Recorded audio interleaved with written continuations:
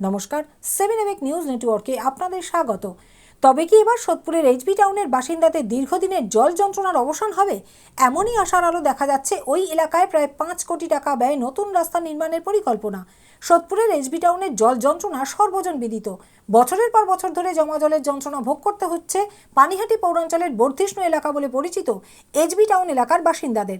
বিশেষ করে সুশীল কৃষ্ণ গার্লস উচ্চ মাধ্যমিক স্কুলের পড়ুয়াদের হাঁটু জল পেরিয়ে স্কুলে যাতায়াত, এমনকি পরীক্ষার সময় চরম দুর্ভোগ পোহাতে হয়।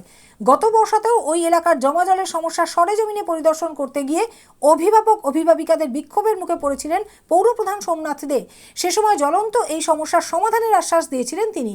একাধিকবার সোদপুরের এইচবি টাউনের বাসিন্দাদের জল যন্ত্রণার খবর আমরাও তুলে ধরেছি 7 নিউজের পর্দায়।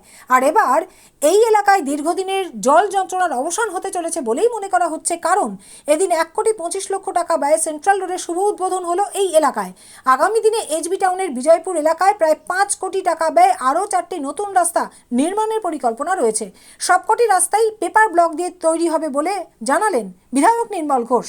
সর্বক্ষেত্রে একটি আধুনিক রাজ্য, উন্নয়নের রাজ্য, সম্প্রীতির বাংলা, ঐক্যের বাংলা, একতার বাংলা তৈরি করার যে চেষ্টা, তারই প্রতিফলন আজকে এইচবি টাউনে বিজয়পুরে আজকে সেন্ট্রাল রোড কেন, এখানে 4টি রাস্তা অলরেডি পেপার ব্লক নতুনভাবে সেজেছে।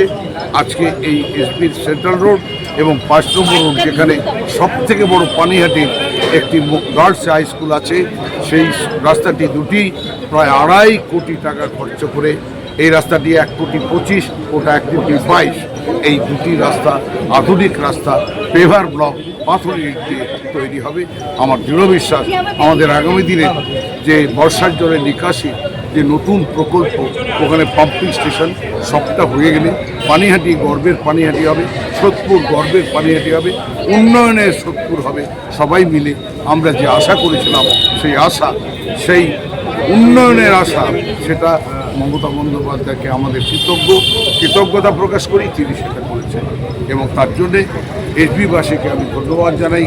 এইচবিবাসীর সহযোগিতার জন্যে আমাদের কাউন্সিলর রেখা রায় অক্লান্ত পরিশ্রম করে, আমাদের চেয়ারম্যান সোমনাথ দে, পৌরসভা, সবাই মিলে আমরা এই রাস্তাটিকে এক সুন্দর করে করব।